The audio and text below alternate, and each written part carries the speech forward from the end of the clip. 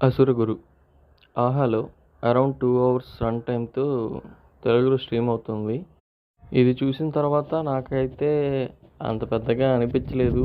Expectations లేదు. బేసిక్‌గా అయితే నాకు నచ్చల ఈ మూవీ. రొటీన్ స్టోరీ, ఒక స్క్రిప్ట్ రైటింగ్ కూడా అంత గొప్పగా ఏం లేదు. ఏదో ఒకసారి చూద్దాం అన్న ఉద్దేశంతో అయితే నేను చూసా మూవీని. బేసిక్‌గా స్టోరీ లైన్ ఏంటంటే, హీరో స్టార్టింగ్‌లో దొంగతనాలు చేస్తూ ఉంటాడు. ఆర్‌బీ మనీ గానీ, ఎవరిదైనా ఇల్లీగల్ డబ్బులు గానీ, అట్లాంటివి పెద్ద ఒక 3 దొంగతనాలు చేసుంటాడు. హీరో పేరొచ్చేసి శక్తి. శక్తిని పట్టుకోవడానికి సెపరేట్‌గా ఒక కమిషనర్ కూడా వస్తాడు. శక్తి ఏంటంటే హవాలా బిజినెస్ చేసే ఒకడి దగ్గర కూడా కొంచెం డబ్బులు దొంగతనం చేసుంటాడు. సో, అతనేందంటే ప్రైవేట్‌గా ఒక డిటెక్టివ్‌ని కూడా పెట్టుకుంటాడు. ఎవరు దొంగతనం చేశారో కనుక్కోవడానికి. ఆ డిటెక్టివ్ పేరే హీరోయిన్ అనమాట. ఆమె పేరు దియా. ఆమె ఇన్వెస్టిగేషన్ చేసి కనిపెట్టేసి హీరో అయితే కనిపెట్టేస్తది హీరోని. సో, అప్పుడు హీరో ఫ్రెండ్ ఒకడుంటాడు. అతనేందంటే డిపార్ట్మెంట్‌లో వర్క్ చేస్తూ హీరో కోసం హెల్ప్ చేస్తుంటాడు.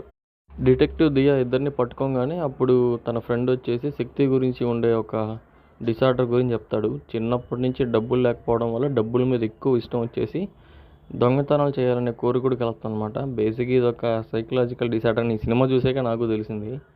అలాంటి జబ్బు ఉండే వాళ్ళేందంటే దొంగతనం చేయకుండా ఉండలేరు. అదే మన హీరోకి ఉండే డిసార్డర్ అనమాట. మనోడి డిసార్డర్ చూడగానే మంచోడు అనుకునేసి దియా కూడా వీడితో లవ్‌లో పడిపోద్ది. ఈయన్ని సైకలాజికల్ డిసార్డర్ నుంచి ట్రీట్మెంట్ కోసం హాస్పిటల్‌కి తిప్పుతూ బాగా చేద్దాం అనుకుంటది. ఆ టైంలో కమిషనర్ వీళ్ళిద్దరిని పట్టేసుకుంటాడు దొంగతనాలు చేసింది ఈళ్ళే అని. అప్పుడే కమిషనర్‌కి ఒక ఇన్ఫర్మేషన్ వస్తది. పొలిటికల్‌గా బాగా ఎదిగి ఎమ్మెల్యే అవ్వాలనుకుంటున్న ఒక మనిషి ప్రజల దగ్గర బాగా డబ్బులు దొంగతనం చేసేసి వాటన్నిటిని ఎమ్మెల్యే టికెట్ కోసం ఖర్చు పెట్టడానికి ట్రై చేస్తున్నాడని తెలుస్తది. సో, ఆ డబ్బులన్నీ తీసుకురావడానికి కమిషనర్ ఎంత ట్రై చేసినా వల్ల కాదు. ఆ ఛాన్సు మన శక్తి హీరో ఉపయోగించుకుంటాడనమాట. ఆ డబ్బులు మీకు తెచ్చిస్తాను, మమ్మల్ని వదిలేసేయండి అని చెప్తాడు. సో, ఇంకా హీరో కష్టపడేసి అతని దగ్గర ఉండే డబ్బులన్నీ కనిపెట్టి తీసుకొని వచ్చేస్తాడు.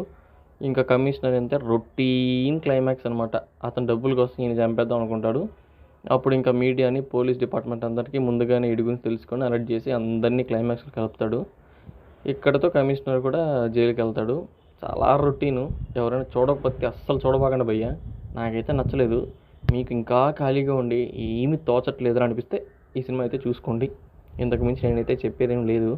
ఫైనల్‌గా మీకు ఎక్స్‌ప్లనేషన్ గానీ, రివ్యూ గానీ నచ్చినట్లయితే లైక్ చేయండి, షేర్ చేయండి, సబ్స్క్రైబ్ చేసుకోండి. Thank you.